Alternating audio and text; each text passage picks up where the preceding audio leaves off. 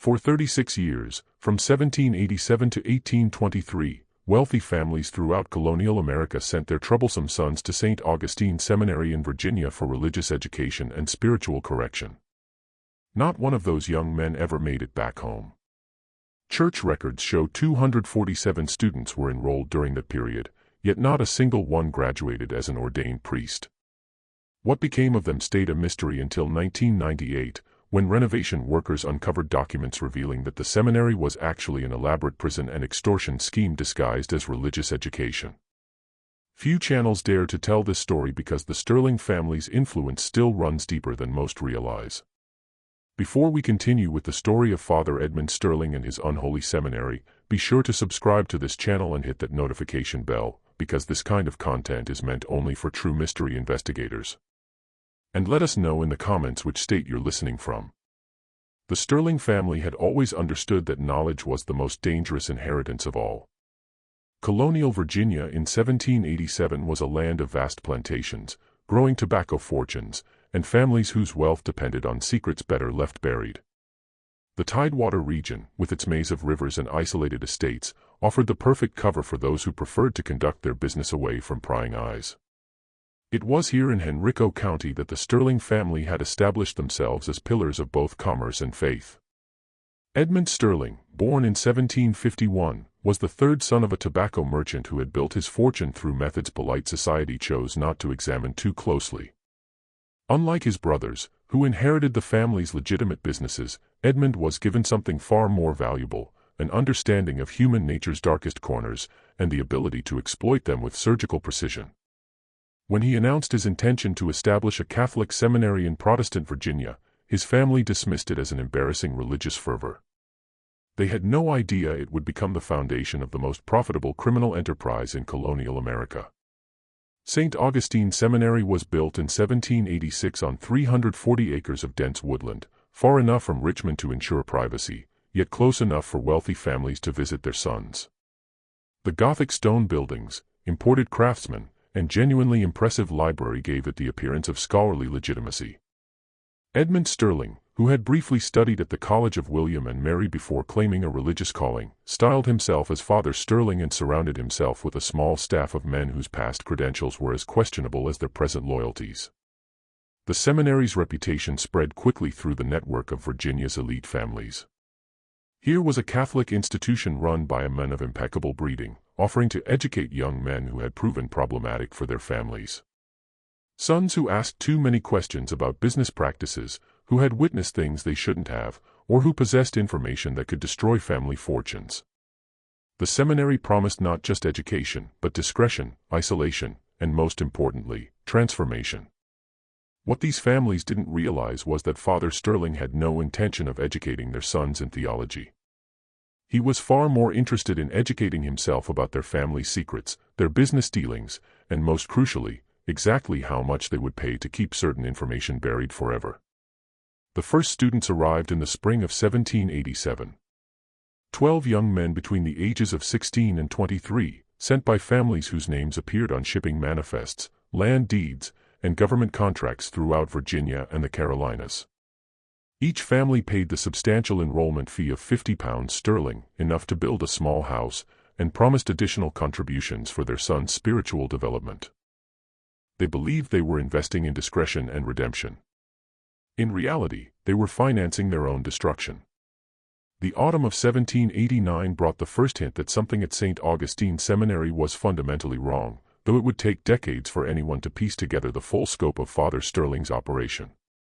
Jonathan Whitmore, eldest son of a Charleston shipping magnate, had been enrolled at the seminary after discovering discrepancies in his father's cargo manifests, discrepancies that suggested the family business included more than tobacco and rice. When October came and went without the customary letter home, the Whitmore family dispatched their trusted overseer, Thomas Hartwell, to check on their son's progress. What Hartwell found at St. Augustine defied explanation. The seminary appeared to be functioning normally. He could hear the sound of evening prayers drifting from the chapel, see light in the study hall windows, observe the daily routines of a religious institution. But when he requested to see Jonathan specifically, Father Sterling's response was peculiar. The young man was in deep spiritual retreat, Sterling explained, having experienced a profound religious awakening that required complete isolation from worldly concerns, including family correspondence. Hartwell, a man who had spent 30 years managing the Whitmore family's more delicate affairs, recognized evasion when he heard it. He requested to at least glimpse Jonathan during evening prayers to assure the family of his well-being. Father Sterling agreed, but with an odd condition: Hartwell must observe from the back of the chapel in shadow and must not attempt to make contact. That evening, as twilight gathered around the stone walls of St. Augustine, Hartwell positioned himself in the chapel's rear alcove. What he witnessed would haunt him for the remaining days of his life, though he would never fully understand what he had seen. The young men filing into evening prayers moved with an unnatural uniformity, their faces bearing expressions of serene compliance that seemed almost vacant. They responded to the liturgy in perfect unison, never glancing toward the visitors' section, never showing the restlessness or individual quirks one would expect from young men confined together. Most disturbing of all, when Hartwell counted the participants, he found only 19 figures in the pews, though Father Sterling had claimed to have 37 students enrolled. Among those 19 faces in the dim candlelight, Hartwell thought he recognized Jonathan Whitmore. But the young men who had left Charleston as a spirited, rebellious heir apparent now sat with the glassy devotion of a man who had forgotten his own name. When Hartwell returned to Charleston and reported his observations to the Whitmore family, they faced an impossible choice. Their son appeared to be alive and well, receiving the spiritual guidance they had requested. But something fundamental had changed in him, and demanding his immediate return might provoke questions about why he had been sent away in the first place. The Whitmores chose silence, as Father Sterling had calculated they would. They continued their payments to St. Augustine Seminary, telling themselves and their social circle that Jonathan had found his calling in religious life. It was easier than confronting the alternative, that they had delivered their firstborn son into the hands of something far worse than the scandal they had sought to avoid. Over the following months, similar scenes played out across Virginia's network of powerful families. Sons who had been sent to St. Augustine for spiritual correction were writing letters home, but the letters were strangely uniform in their expressions of devotion and contentment. Parents who visited found their children changed in ways that couldn't quite be articulated, more compliant, less curious, eerily at peace with their circumstances. None of these families spoke to each other about their concerns. The very nature of why their sons had been sent to St. Augustine ensured that silence was preferable to investigation. And Father Sterling counted on that silence as carefully as he counted the increasing fees he charged for their son's continued spiritual development. As the 1790s progressed, St. Augustine Seminary's reputation grew among Virginia's elite circles, but always in whispered conversations and coded recommendations. The institution had become something unique in colonial society, a place where inconvenient sons could be sent without the social stigma of public scandal or the permanent separation of disinheritance. The families who utilized Father Sterling's services found themselves trapped in a web of mutual complicity. Each had sent a son to St. Augustine for reasons they couldn't publicly acknowledge, creating a network of shared secrets that bound them to silence. The Randolph family had enrolled their youngest after he discovered his uncle's slave-trading routes violated both Virginia law and family reputation. The Carters sent their heir apparent when he began asking questions about missing tenant farmers on their Rappahannock plantations. The Byrds delivered their son after he witnessed a midnight meeting that connected his father to a series of accidental deaths among business rivals.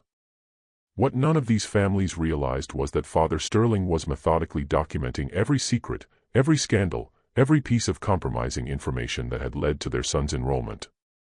His private study, located in the seminary's tower room, contained detailed files on each family's vulnerabilities, complete with names, dates, locations, and witness testimonies provided by their own children during spiritual counseling sessions. The transformation process that students underwent at St. Augustine was gradual and carefully orchestrated. New arrivals were initially housed in comfortable quarters and treated with apparent respect. They attended genuine theological classes taught by Father Sterling, who was surprisingly knowledgeable despite his questionable credentials. The food was excellent, the library well-stocked, and the daily routine structured but not oppressive. But within weeks of arrival, subtle changes began. Students would mention feeling unusually tired in their letters home, attributing it to the rigorous spiritual schedule. Their handwriting began to change, becoming more uniform and controlled. Their letters grew shorter and more formulaic, expressing gratitude for their family's wisdom in sending them to such a beneficial institution. What the students didn't know was that their evening wine was being supplemented with carefully measured doses of laudanum and other opiates available to those with medical connections. The dosages were precise enough to create dependency and docility without obvious signs of drug use. Combined with isolation from outside contact and constant reinforcement of their family's disappointment in their past behavior, the chemical influence created young men who were increasingly compliant and decreasingly capable of independent thought. By 1793, Father Sterling had refined his system to the point where he could predict almost exactly how long it would take to break down a new arrival's resistance and rebuild them into the compliant figure their family would expect to see during rare visits. The process typically took between 4 and 8 months, depending on the student's initial personality and the severity of the secrets they carried. But Sterling's true genius lay not in controlling the students, but in controlling their families. As months turned to years, the fees for continued enrollment began to increase. What had started as an annual tuition of £50 sterling gradually escalated to hundreds, then thousands of pounds, justified by expanded spiritual programs and advanced theological studies. Families found themselves paying not just for their sons' education, but for their continued silence about family secrets that had been extracted during those early counseling sessions. When parents protested the increasing costs or demanded their son's return, Father Sterling would gently remind them of conversations their children had shared during spiritual direction, conversations about business practices, family histories, or witnessed events that could destroy reputations and fortunes if they became public knowledge.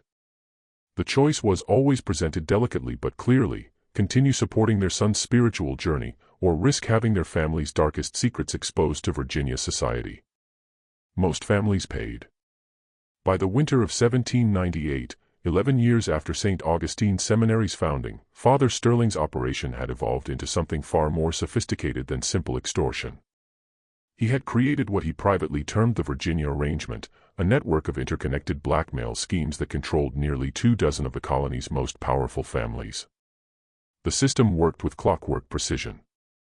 Students who had been at the seminary for several years were gradually moved from the main dormitories to private quarters in the basement levels, ostensibly for advanced contemplative studies.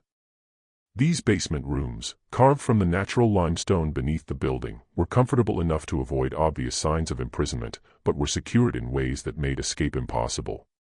The students in these lower levels rarely appeared at public prayers anymore, as their spiritual advancement had supposedly progressed beyond communal worship.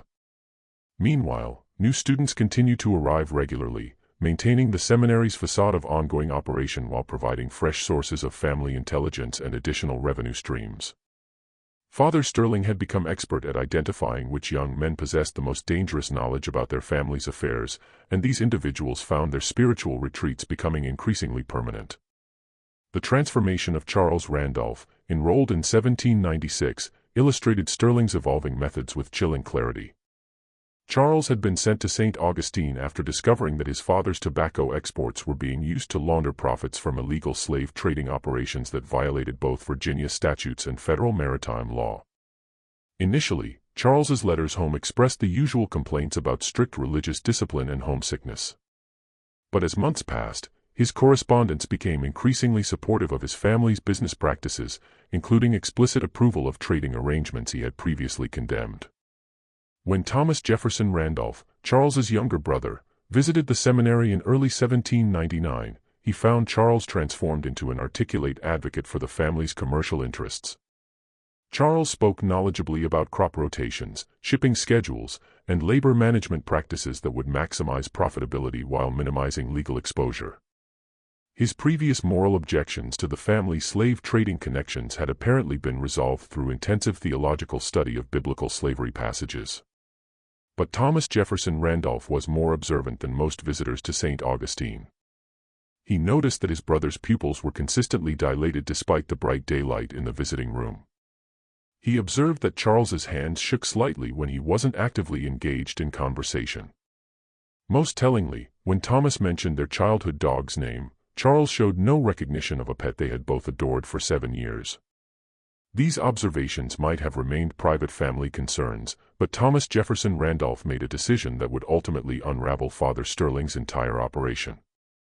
Instead of confronting his family directly about his brother's condition, he began his own investigation into St. Augustine Seminary's practices and history. Thomas was uniquely positioned for such an investigation. As a junior partner in his family's shipping business, he had access to commercial records, correspondence networks, and business connections throughout Virginia and the Carolinas. More importantly, he had inherited his grandfather's meticulous record-keeping habits and his father's suspicious nature regarding financial arrangements that seemed too convenient to be legitimate. Over the following months, Thomas traced the financial relationships between St. Augustine Seminary and nearly 24 prominent families. He discovered that tuition payments had escalated far beyond any reasonable educational costs and that many families were making additional donations for specialized services that were never clearly defined.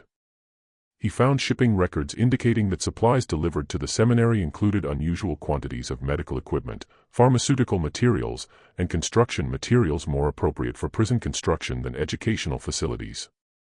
Most significantly, Thomas began tracking the students who had supposedly graduated or left St. Augustine over its 11-year history. What he discovered was deeply disturbing. While 247 young men had been enrolled at the seminary, fewer than 24 had ever been documented as returning to their families or pursuing careers elsewhere. The vast majority seemed to have simply vanished from all public records after their enrollment. This was when Thomas Jefferson Randolph realized that his brother Charles might not be the victim of unusual religious indoctrination, but of something far more sinister. Thomas Jefferson Randolph's investigation took a dangerous turn in the spring of 1799 when he discovered that he wasn't the only person asking questions about St. Augustine Seminary. Through his shipping business connections, he learned that several other families had privately commissioned discreet inquiries into the institution, all reporting similar concerns about their sons' transformations and the seminary's ever-increasing financial demands. But these families were discovering what Thomas had already suspected, that investigating Father Sterling meant risking exposure of the very secrets that had led them to send their sons away in the first place. Every inquiry into the seminary's practices opened doors that most families preferred to keep locked forever. The breakthrough came when Thomas connected with Martha Henley, the widow of a Williamsburg physician who had died under suspicious circumstances in 1797. Dr. Henley had been one of the few medical professionals willing to treat patients discreetly, asking no questions about unusual injuries or conditions that wealthy families preferred not to explain. His patient records, which Martha had inherited along with substantial debts, included several entries for consultations at St. Augustine Seminary. According to Dr. Henley's notes, Father Sterling had requested medical advice regarding the long-term effects of opiate administration on young men, specifically seeking information about dosages that would create dependency without causing obvious physical deterioration. The doctor's records showed multiple visits to the seminary between 1794 and 1796, during which he had examined students who showed signs of chronic drug administration but were apparently being presented as suffering from spiritual melancholia or religious ecstasy. More disturbing were Dr. Henley's final entries regarding St. Augustine, dated just weeks before his sudden death from what was officially ruled a heart attack. The physician had begun expressing concerns about the ethical implications of his consultations with Father Sterling, noting that several students he had examined appeared to be suffering from more than spiritual distress. His last entry regarding the seminary was a single line: "The Sterling arrangement represents a fundamental violation of both medical ethics and human dignity." When Thomas Jefferson Randolph shared Dr. Henley's records with Martha, she revealed that her husband had been planning to report his concerns about St. Augustine to colonial authorities before his unexpected death. She had suspected that his demise was connected to his growing moral objections to his work with Father Sterling, but had lacked the evidence or social standing to pursue an investigation. Together, Thomas and Martha began developing a strategy to expose St. Augustine Seminary's true nature, but they were operating under severe constraints. Any public revelation would destroy the families whose sons were imprisoned there, including Thomas's own family. They needed to find a way to rescue the students without exposing the secrets that had led to their imprisonment. Their solution was both elegant and dangerous. Thomas would use his shipping business to arrange for an accidental discovery of the seminary's illegal activities by colonial authorities, while Martha would ensure that medical evidence of the students' condition would be available to support legal action against Father Sterling. But as they finalized their plans, they made a chilling discovery that changed everything they thought they knew about St. Augustine Seminary. While reviewing Dr. Henley's patient files one final time, Martha found a hidden compartment in her husband's medical bag containing documents that revealed the true scope of Father Sterling's operation. The seminary wasn't just imprisoning inconvenient sons and extorting their families. It was systematically eliminating students who proved too resistant to chemical control or who retained too much dangerous knowledge about their family's secrets. The documents included detailed anatomical drawings and medical notes describing what Dr. Henley termed staged accidents, designed to eliminate specific students while maintaining plausible deniability. The physician had apparently been coerced into providing medical expertise for murders disguised as accidental deaths, suicides, or natural causes related to the student's supposed spiritual afflictions. Among these documents was a list of names, students who had been eliminated over the seminary's 11-year history. The list included 23 names, matching exactly the number of death certificates that had been issued for St. Augustine students. But more terrifying was a second list labeled pending resolution, which included 12 names of current students, including Charles Randolph. Thomas Jefferson Randolph realized that his brother wasn't just imprisoned at St. Augustine Seminary. He was scheduled for execution. Just when we thought we'd seen it all, the horror in Virginia's hills intensifies. If this story is giving you chills, share this video with a friend who loves dark mysteries. Hit that like button to support our content, and don't forget to subscribe to never miss stories like this. Let's discover together what happens next in this tale of human greed and corruption. The race to save Charles Randolph and the other condemned students had begun, but Thomas and Martha were about to discover that Father Sterling had been anticipating their investigation all along. On the night of May 17, 1799, Thomas Jefferson Randolph and Martha Henley approached St. Augustine Seminary with a desperate plan to rescue the imprisoned students before Father Sterling could carry out his final solution. What they discovered in the limestone chambers beneath the seminary would haunt the survivors for the rest of their lives and reveal the true scope of one of colonial America's most systematic criminal enterprises. The basement levels of St. Augustine contained not just holding cells for current students, but a fully equipped medical facility where Dr. Henley had been forced to participate in what Father Sterling called spiritual interventions. The pharmaceutical supplies Thomas had traced through shipping records were being used not just to control living students, but to stage convincing deaths for those who could no longer be safely maintained. Charles Randolph was found in the final stage of Father Sterling's elimination process, heavily sedated with opiates and showing signs of systematic poisoning designed to mimic the symptoms of consumption. According to the medical charts Martha found, he was scheduled to die of respiratory failure within the week, with his death to be reported to his family as the tragic result of spiritual exhaustion combined with weak constitution. But Charles was not the most horrifying discovery in the seminary's underground chambers. In a section of the basement that appeared to be Father Sterling's private study, Thomas and Martha found detailed records of the entire Virginia arrangement, spanning 12 years of operation. The files contained not just information about current students and their families, but comprehensive documentation of Father Sterling's systematic expansion throughout colonial society. The operation had grown far beyond simple extortion of wealthy families. Father Sterling had used the intelligence gathered from imprisoned students to manipulate business deals, political appointments, and legal proceedings throughout Virginia and neighboring colonies. He had documentation of slave trading violations, tax evasion schemes, fraudulent land deals, and political corruption involving dozens of prominent families, judges, and colonial officials. More chilling was the discovery that Father Sterling had been selling some of this information to British agents operating in the colonies, effectively making St. Augustine Seminary a center for espionage against American commercial and political interests.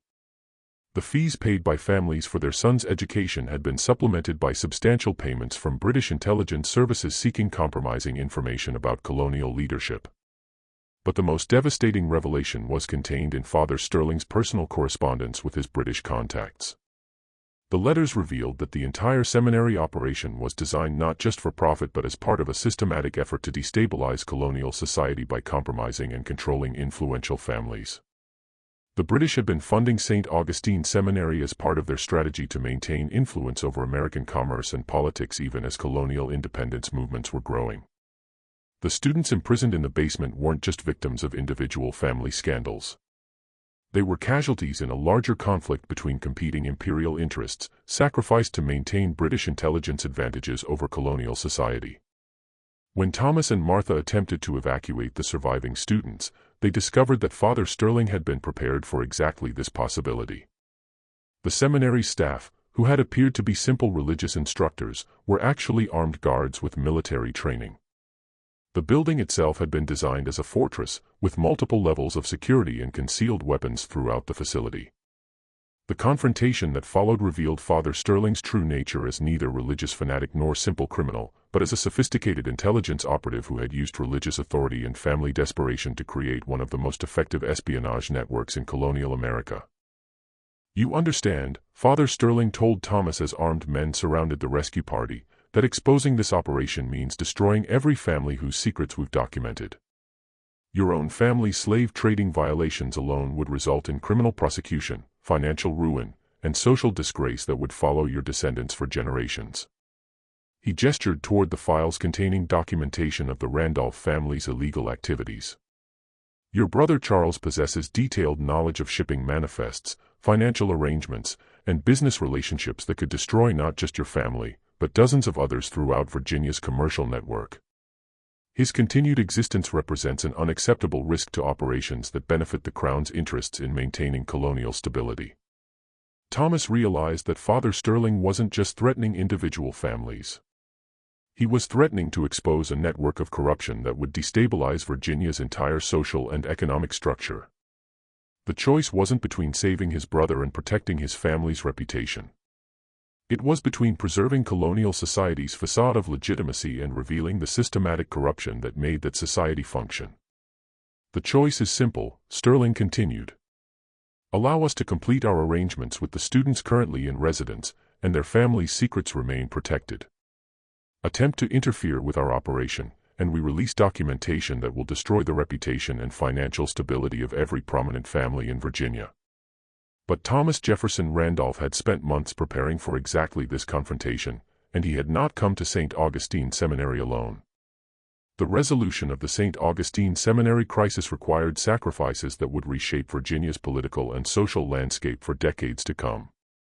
Thomas Jefferson Randolph's months of investigation had led him to a conclusion that Father Sterling had never anticipated, that the only way to destroy the seminary's operation was to expose the very corruption it was designed to exploit and protect. Working with Martha Henley and a small group of colonial officials who had discovered their own families were being compromised by Sterling's intelligence network, Thomas had developed a strategy that would sacrifice their social standing to save their children and destroy British intelligence operations in Virginia. On the morning of May 18, 1799, coordinated raids by colonial militia seized St. Augustine Seminary and arrested Father Sterling along with his staff of British agents.